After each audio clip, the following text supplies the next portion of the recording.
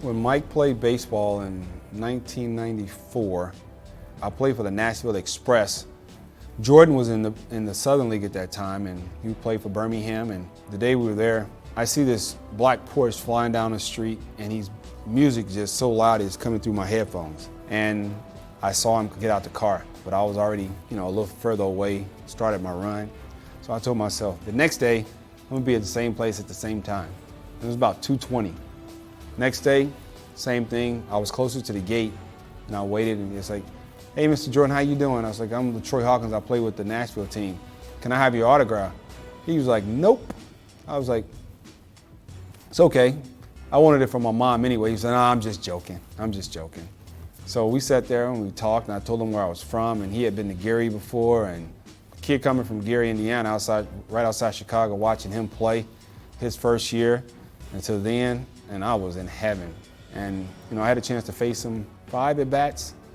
He had a base hit off of me. I picked him off first base. I think I punched him out. And the day he got a base hit off of me, the next day I told him, I said, hey, you got to thank my mom for that, because she told me to throw you all fastball. And he was like, you tell your mom I said thanks.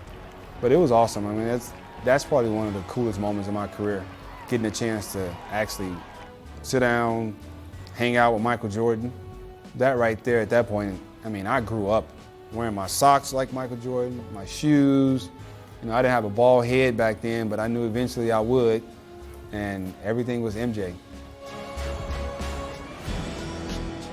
2008, I signed with the New York Yankees, and I flew to New York, and the Yankees security officer, he was my chaperone. He took me to where I needed to go and where I needed to be.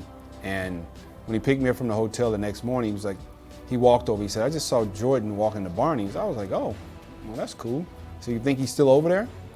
I hadn't seen Jordan in 14 years. He's like, yeah, he should be. So we walk over to Barney's, and Jordan's at the counter with his lady friend, and he turned around. I was like, hey, MJ, how you doing, man? You remember me? He was like, yeah, I remember you, LaTroy Hawkins. I'm still a baseball fan. And I was like, okay, that was pretty cool. So we sat there and talked for a little bit, and that was it.